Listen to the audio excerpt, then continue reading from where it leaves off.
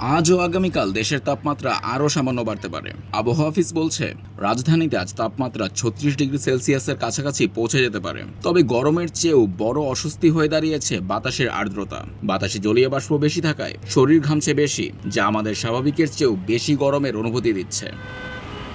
আজ ও আগামীকাল ঢাকা, ময়মনসিংহ ও সিলেট সহ দেশের বেশ কিছু এলাকায় দমকা হাওয়া সহ বৃষ্টির সম্ভাবনা আছে। কোথাও কোথাও শিলাবৃষ্টিও হতে পারে। তবে ঝুম বৃষ্টির জন্য অপেক্ষা করতে হবে 26 বা 27 এপ্রিল পর্যন্ত।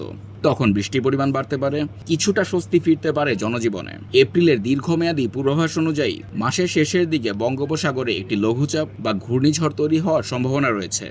তবে এটি কতটা শক্তিশালী হবে বা কোন দিকে যাবে তা নিশ্চিত হতে আরও কয়েকদিন সময় লাগবে। তাই আপাতত বিক্ষিপ্ত তাপপ্রবাহ আর ভ্যাপসা গরমের সঙ্গেই আমাদের কয়েকটা দিন কাটাতে হবে।